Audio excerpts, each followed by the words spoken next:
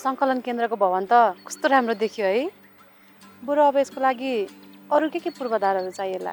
यहीँ बसेर मलाई मेरो अभियानमा सहयोग गर्ने हो भने घुम्ने रमाउने सोचले छोड कामतिर ध्यान देऊ। छोड्न त के पो छोडेको छु, त्यो त मलाई मात्रै थाहा छ।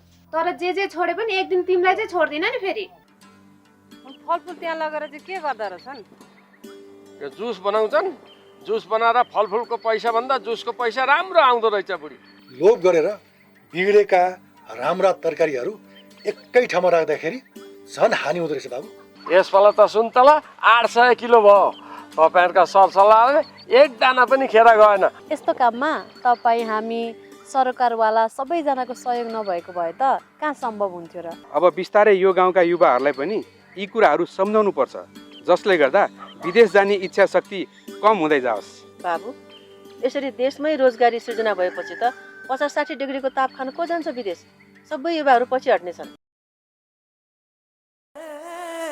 बाबु, मेरो छोरो पनि कृषि पढ्छु, कृषि क्षेत्रमा केही गर्छु आमा, यही देशको माटोमा खेल्छु भनेर मरिहत्ते गर्थ्यो। अचानक कसको लैलैमा लागेर विदेश गएको छोरो फर्किएन। नत्र त अहिले ठ्याक्कै प्रज्वल बाबु जस्तै हुन्थ्यो होला।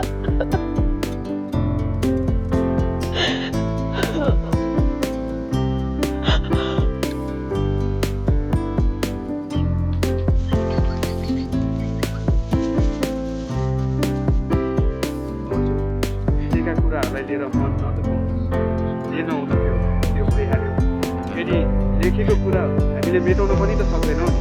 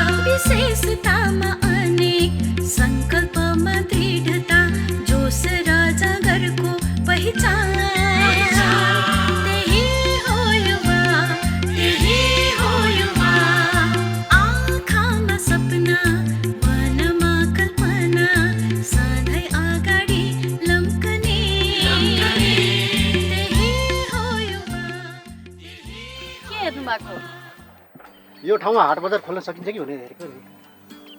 यस्तो खुल्लामा हाट बजार खोल्ने भनेको त यस्तै खुल्ला ठाउँमा हो, भवनै चाहिन्छ भन्ने छैन।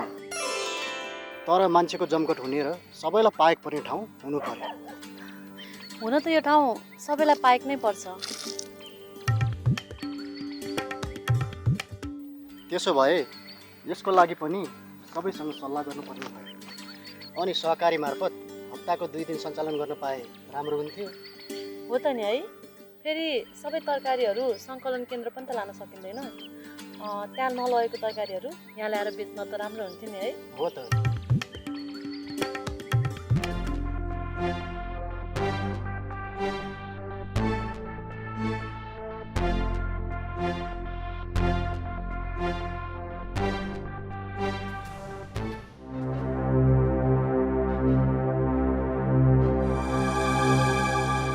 प्रज्वल, तिमीसँग केही कुरा गर्नु छ।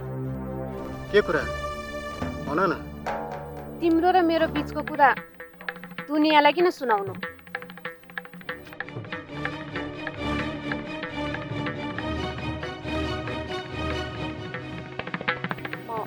अहिले गयो है। एकछिन पख न। भन, के कुरा? पहिला तिमीले भन, कुरा के हो? के भनेको बुझिनँ मैले। तिम्रो र सृष्टिको कुरालाई लिएर गाउँमा हल्ला चलिरहेछ। तिमी पनि त्यस्ता हल्लाको पछि लाग्न लाग्यौ? तिमीहरू जति बेला पनि सँगै हुन्छौ, के छ त्यस्तो विशेष? हामी दुवैको काम मिल्छ, विचार मिल्छ, बस। काम र विचार त तिम्रो र मेरो पनि त मिल्छ नि। तर तिमी अर्काको हितको लागि काम गर्दैनौ। कहिले तिमीले मसँग सहयोग मागेको छौ?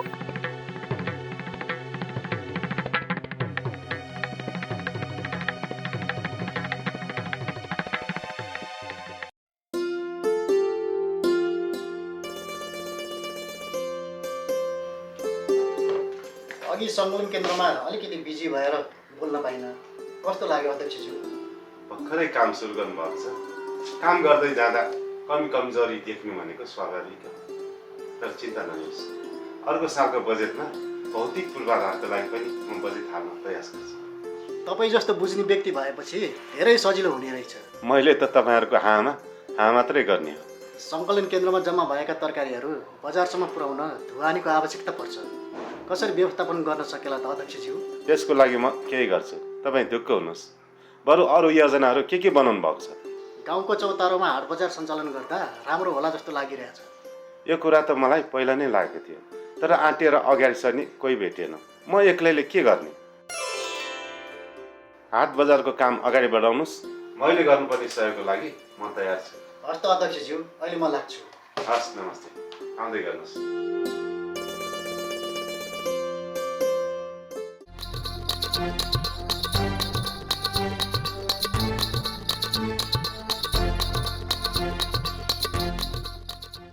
हजुर, तिम्रो लागि म क्लासमेट मात्रै हो? होइन, तिमी मेरो राम्रो साथी हो। साथी मात्र? अरू के हुनु पर्यो त? तिमी आफै बुझ। अनि सृष्टि नि? सृष्टि पनि साथी हो।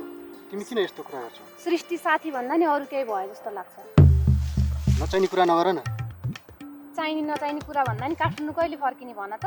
खोइ थाहा छैन, यहाँ केही काम गर्नु लागि छ। तिमी रिसर्चको लागि यहाँ आएको होइन? आनन्दले आफ्नो रिसर्च गर न। तिम्रो कामले कतिजना तिम्रो दुश्मन भइसकेको छन् तिमीलाई थाहा छ? मलाई मैले गर्नुपर्ने काम सबै थाहा छ। अरू कुरोमा म चासो लिन्न। तिमीलाई केही भइहाल्छ कि भन्ने चिन्ता लाग्छ मलाई। तर तिमीलाई आफ्नै मतलब छैन। कर्मण्डे वादिका रस्ते मा फलेषु कदाचनम। के भनेको त्यो? हामीले फलको आशा नगरी आफ्नो कर्म गर्नुपर्छ। यदि निरन्तर आफ्नो कर्म गरिरह्यो भने फल स्वतः प्राप्त हुन्छ। तिम्रो वाल्मीकि अब काठमाडौँ गएर सुनौला। मेरो घर जाने बाटो पनि आइपुग्यो, गएँ म।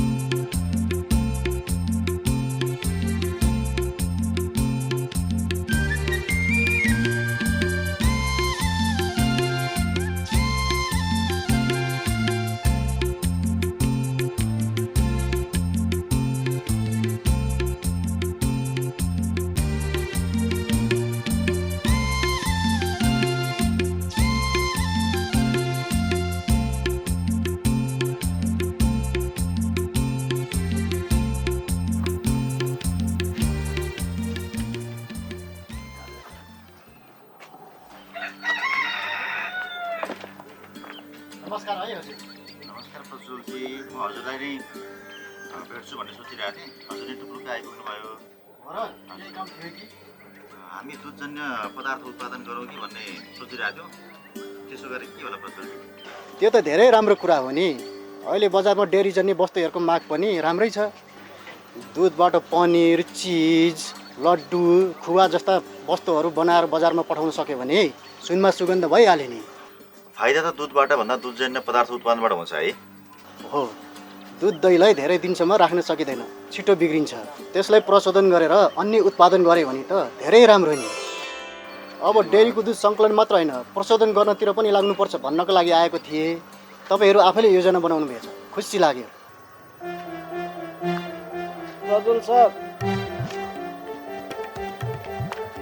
के भयो त? मलाई त बनकाजीले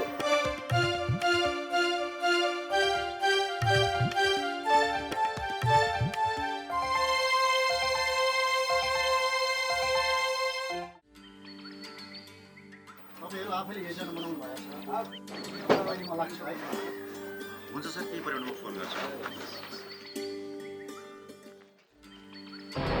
यसरी अनुहारमै चोट लाग्ने गरी चाहिँ नि किन पिट्यो? खोइ किन पिट्यो थाहै छैन प्रज्वल सर। म त गाई भैँसीलाई दाना हाल्दै थिएँ, एक्कासी आएर ड्याम्का ड्याम पिट्न थाल्नुभयो। अब तपाईँ त्यहाँ काम नगर्नुहोस्। सङ्कलन केन्द्रमा एकजना कामदार चाहिएको छ, तपाईँ त्यहीँ आउनुहोस्। तपाईँको कामको अनुसार पैसा पनि हुन्छ। एकचोटि बम बहादुरलाई सोधेर आउँछु नि है प्रज्वल सर। अब उसैले कुट्यो भन्नुभयो होइन, अनि उसैको पछि लागेर चाहिँ किन जाने?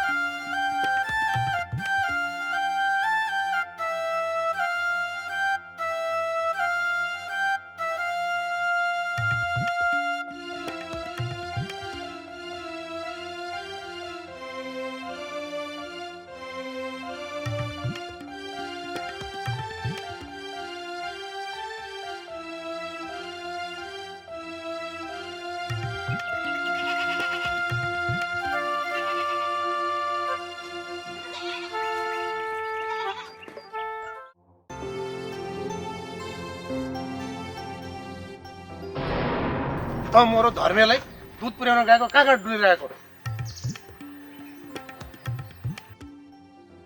दाइ म त दुध सङ्कलन केन्द्रबाट सिधै आइरहेको छु। तँलाई बज्जे जब दुध पुर्याउन यत्रो टाइम लाग्छ?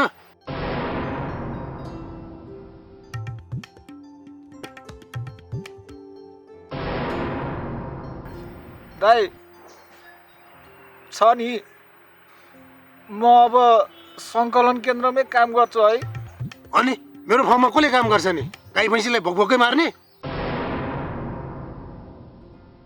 कसले भन्यो तँलाई त्यहाँ काम गर्ने भनेर? प्रज्वल सरले। तँलाई त्यो बाहिरको मान्छेको कुरा नसुन भने होइन, त्यहाँ खुर्क गएर गाई भैँसीलाई दाना हाल। तेरिका के गर्ने?